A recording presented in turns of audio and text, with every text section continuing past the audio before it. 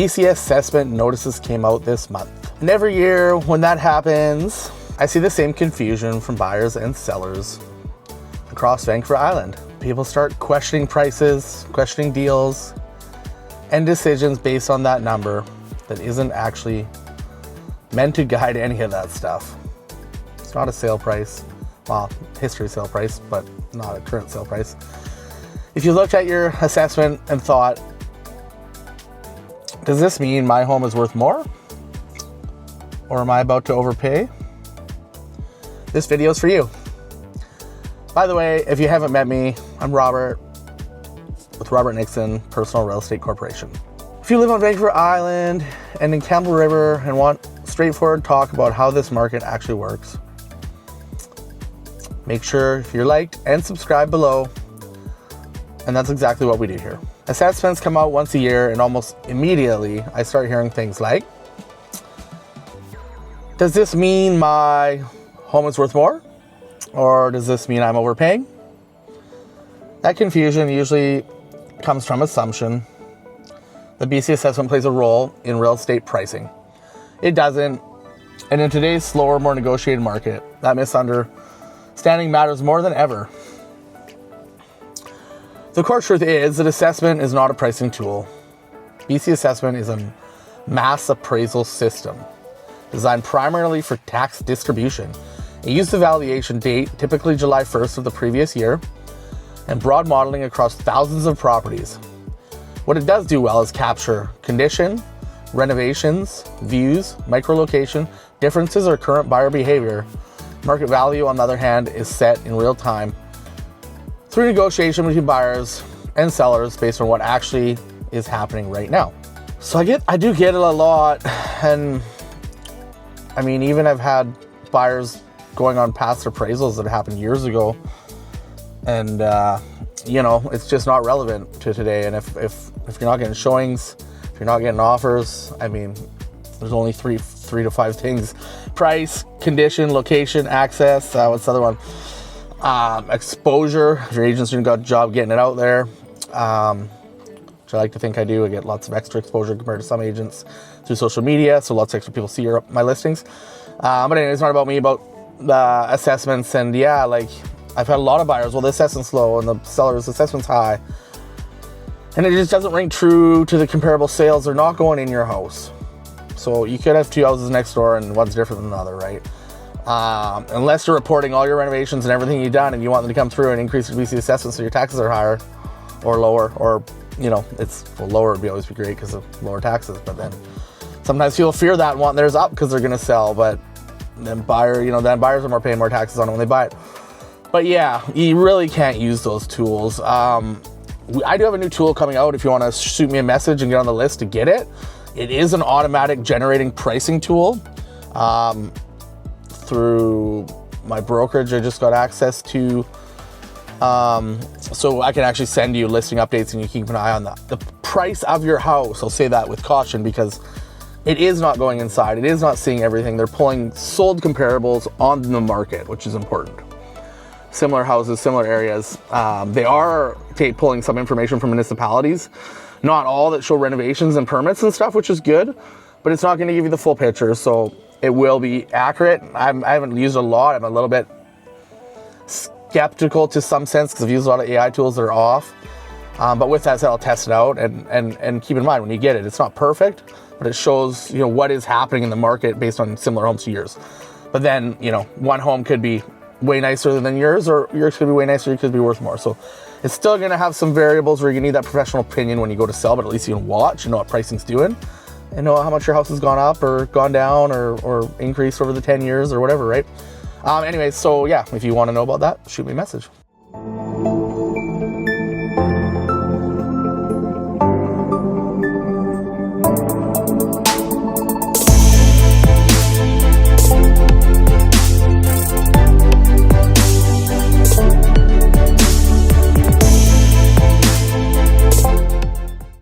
What BC assessment is actually good for, though, BC assessment absolutely has a perfect purpose. It's useful for understanding tax distribution. So let me slow this part down for a section. Tax distribution is where most of the misunderstanding comes from. BC assessment isn't deciding how much tax you personally owe. What it's really doing is helping municipalities figure out how to divide up the total tax bill across all properties. Every city or district sets a budget: roads, schools, fire services, infrastructure, and that total amount needs to be collected from property owners. Your assessment determines your share of the total relative to everyone else. So if your assessment goes up, but everyone else's goes up by a similar amount, your actual tax bill may not change much at all. On the other hand, if your assessment increases more than the average in your area, your share of the tax burden can increase. Even if the tax rate itself stays the same, this is why two neighbors can have similar homes with similar assessments and still see different tax changes year to year. It's about relative change, not just the number itself. Additionally, an assessment going up doesn't automatically mean your taxes are going to go up. It means your portion of the overall tax pie may have shifted. Other things it's useful for is comparing fairness between similar properties, deciding whether an appeal makes sense. It's not just designed to tell you what your home should list for or what a buyer should pay. So if you're opened your assessment notice and felt unsure what it really means, you're not alone. Just remember this: assessment is a tax tool. Market value is negotiated in real time, real sales. If you want help understanding how your assessment compares to today's market, whether you're buying or selling, well, you wouldn't have an assessment if you're buying, well, maybe on your sale, but please comment, ask me some questions, hit me up. Trying to give you a no-nonsense breakdown of this. Subscribe, and I'll keep walking through parts of the real estate that don't always get explained properly. Thanks for watching. Robert Nixon. Bye.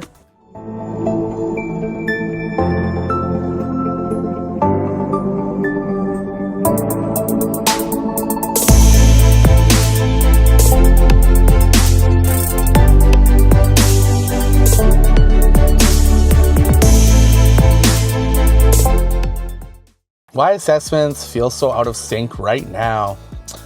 In a more selective market like we're seeing now, the gap between assessment and market value becomes more obvious. Some homes will sell below assessment, some homes will sell right at it, and some homes will sell above. Not because hype, but because of condition, scarcity, or location. Assessments struggle when markets move unevenly, street by street, neighborhood by neighborhood. So, I mean, the simple, I think I talked about a little bit earlier, but basically, you have two houses side by side. Maybe their values are exactly the same. Maybe they're not. Maybe one is newer than the other, but it's been maybe a rental and was worn out inside, whereas the other one's been fully renovated within the last year to 3 years and well taken care of, and nice little family living in there, and supposed to maybe a rental with a lot of people or a bad tenant. Or even sometimes it can be the nice little family that doesn't treat it so well, right? So basically it doesn't matter who's in there, but you can have two houses side by side, and one can be in good condition, one can be in bad condition. It can be even exterior stuff that's obvious. Those, I'd usually do a drive-by before I start pricing a house at least, and like to see the inside definitely before I set a firm price, but at least you get some idea of pricing. I do a drive-by. You can do a lot by the outside of a house. BC assessment doesn't, I don't think anyways, but maybe you never know. They might be spying on us with satellites, but no, really though, they don't drive by and look at each house and go, oh my God, that guy's got a yard full of cars and the siding's falling off, the gutters are falling off. Oh, next door's got a nice roof, and they're the same houses. So I'm gonna praise or assess one higher than the other. No, it doesn't work like that. So simply put, they're not doing a professional appraisal like a certified appraiser would or a good realtor would do on the home, and they don't know the details of the home, right? Someone could have a flood in their basement, they remediated it, went through a home, well, it wasn't a basement, it went through a home just yesterday or the day before that had a flood, and they ripped out all the flooring and remediated it, but they didn't put new flooring in or fix the house. And it's not a court-ordered sale, but I don't know, what's it called? Oh, not even probate. It's where someone passes away and the government takes control of it because there is no family members.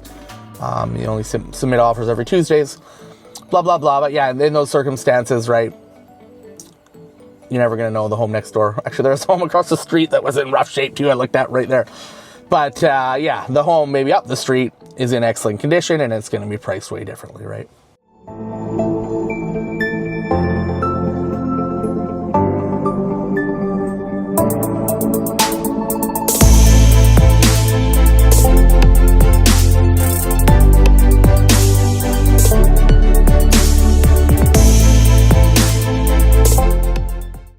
sellers, how assessments can work against you.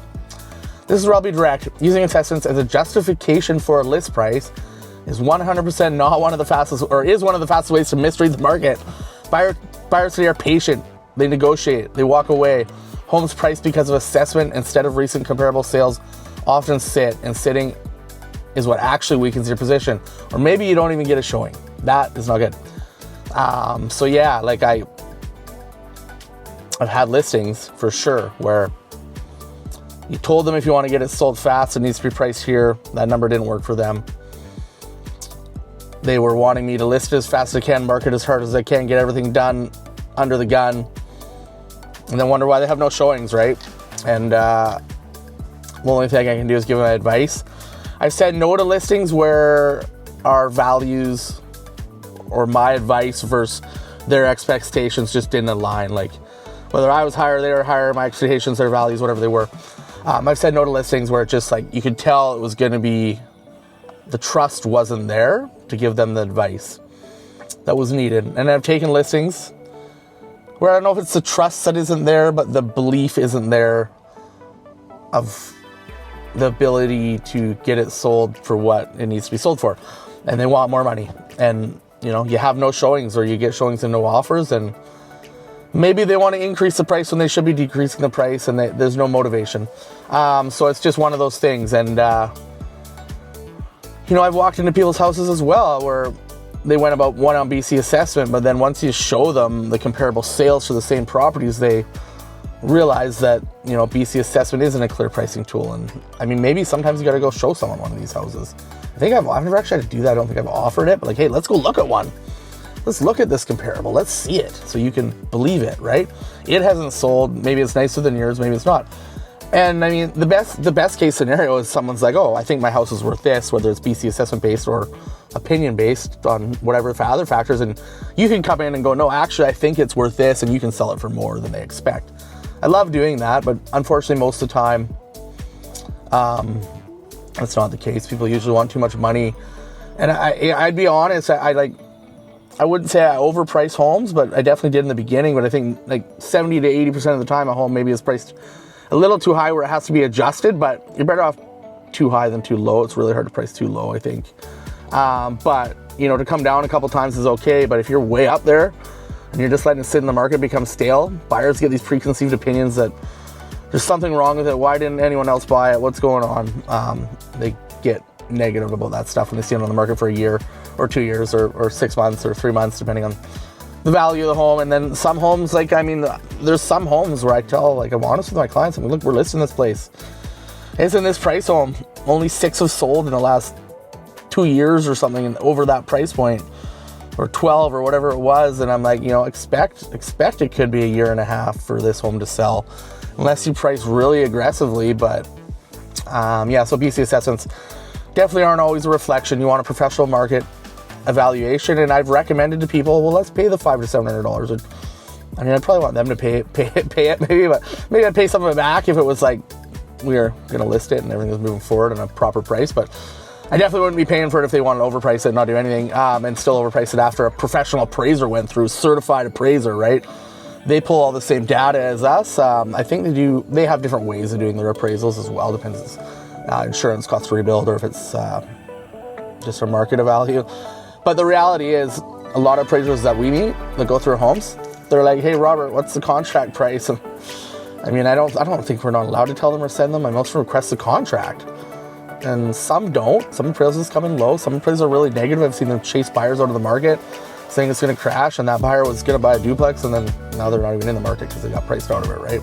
Because they listened to an appraiser that was a friend of theirs that was really negative and didn't do them any good. But anyways, yeah, BC assessments, I don't rely on them. They can be a gauge of what's going on over the years because of the past sales, but definitely get a professional opinion. And if you don't trust your realtor, or you don't want a realtor to even come through yet, maybe just hire a certified appraiser. But you know, most realtors are going to give you a free market analysis and do their job. But if you're not ready to sell and just want to know your value, hire a certified appraiser. But I don't know. I want you to call me, but certified appraiser is great if you don't want to talk to a realtor yet and you want to maybe an unbiased opinion because they're not trying to sell their house. I feel like trust is a lot. If you're going to hire a realtor, hire one when you trust, right? For sure. Buyers,